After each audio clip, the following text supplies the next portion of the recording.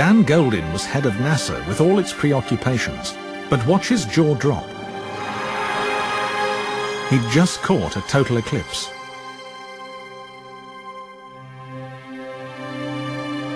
Whether you're boss of the biggest space agency on Earth or a humble observer, a total eclipse of the Sun is the greatest spectacular in the solar system. The diamond ring, an almost magical moment. Within seconds, the Moon will completely obscure the Sun, an astonishing celestial coincidence.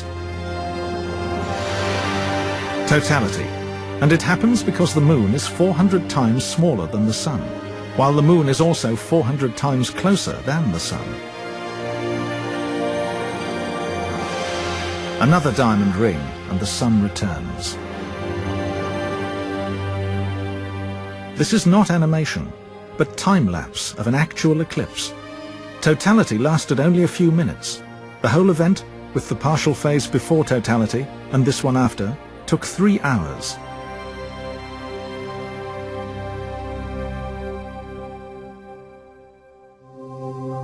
Only when the Moon aligns directly between us and the Sun is there a total eclipse. We'd have more eclipses were it not for the Moon's tilted orbit. It's angled by 5 degrees to the plane of both Earth and the Sun, the so-called ecliptic, here in green. During each orbit of Earth, the Moon twice intersects the ecliptic. Right here, and here. But only on the sunny side of Earth, at this intersection, can a solar eclipse occur. Imagine you, the viewer, are the Sun. The Moon approaches alignment. A total eclipse. It happens about 70 times a century, although partials occur more often. There's a more common eclipse, a lunar eclipse, where the Moon turns red. The culprit is Earth, as it directly aligns between Moon and Sun. Such a blush can last an hour and 3/4, and logically, the Moon should darken. But as it moves into Earth's shadow, our atmosphere bends and filters sunlight to project a ruddy blush. The eclipse is visible all over the dark side of Earth.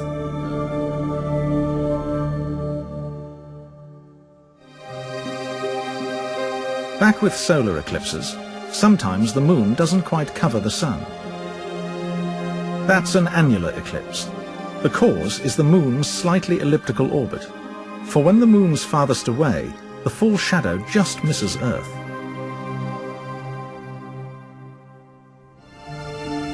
At a total eclipse, a narrow band of darkness sweeps across Earth at supersonic speed. Only from within the band is the eclipse total. The Moon is close enough for a full shadow to touch Earth. That shadow, at the center, is called the umbra. The much wider partial shadow, the penumbra. The day of a total eclipse. TV people are preparing. Cameras have drives to keep the Sun center frame as our planet rotates. Filters for telescopes, cameras, and naked eye are vital. Safety-approved glasses are the order of the day. First contact. This partial phase can be as long as 90 minutes. Projected through binoculars, twin images of the diminishing solar disk. Cloud is the fear. This man tries a tinted filter. Dappling through trees, leaves create multiple images of the crescent Sun. Totality approaches. The Sun is a sliver. Then Bailey's beads, as the last sunlight shines through lunar valleys. Totality, and despite thin blowing cloud, breathtaking. The corona, the outer atmosphere of the Sun, is normally invisible. Now it can be viewed by naked eye. All around, it's like twilight. At totality, light levels have dropped 1,000,000-fold. Equipment is anxiously tweaked, but the greatest thrill is watching. The planet Venus has appeared. The corona, dancing in the sun's magnetic field, is ever-changing. A prominence has detached as it shoots into space. Rough photography, but magnificent. The crimson plume is hydrogen gas rising 30,000 kilometers. Still in close-up, the return of Bailey's beads and the diamond ring.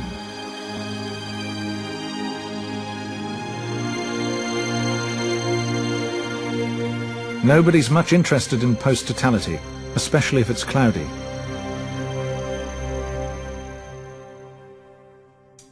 Here's the effect of a total eclipse in time-lapse. Light dips slowly at first, but as the full shadow approaches, darkness rapidly descends. Birds roost, flowers close, and like heralds, dogs bark.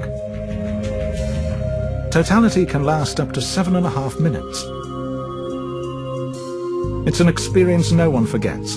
A total eclipse arouses deep feelings, and when the sun reappears, primitive relief.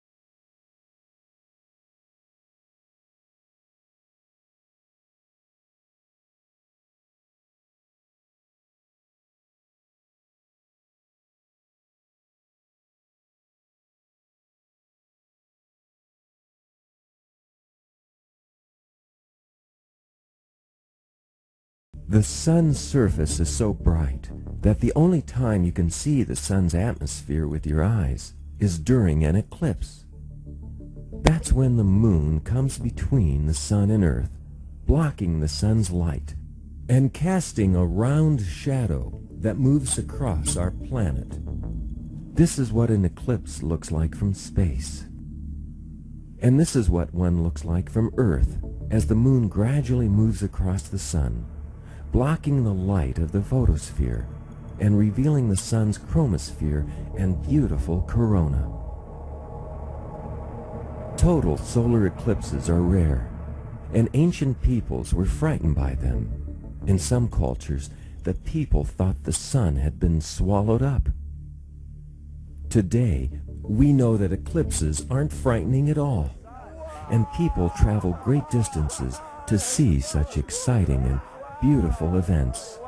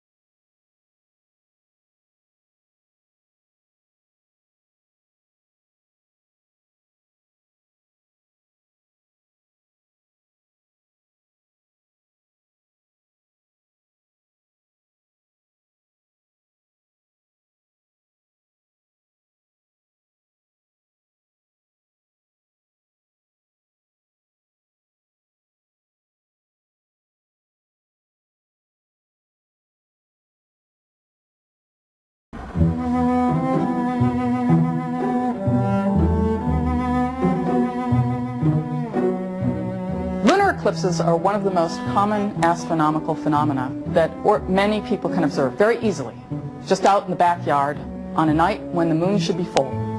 One can go out at night when the Earth and the moon and the sun line up just perfectly, and while the moon doesn't become completely dark, it becomes significantly less bright than when it's outside of the Earth's shadow. A lunar eclipse occurs when the moon moves through the shadow of the Earth. Now, the moon's orbit around the Earth isn't lined up perfectly with the Earth's orbit around the sun. But on very special occasions when the orbits intersect, then the moon passes directly through the shadow. Lunar eclipses occur every few years as viewed from any point on the Earth.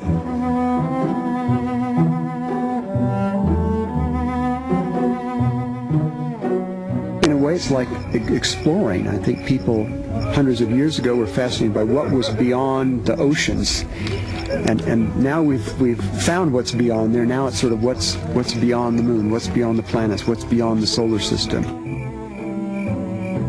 I think it gives us a sense of our spaceship that we're riding on, spinning around that object that just went down over there, the horizon, and just sort of gives us a better perspective on the Earth.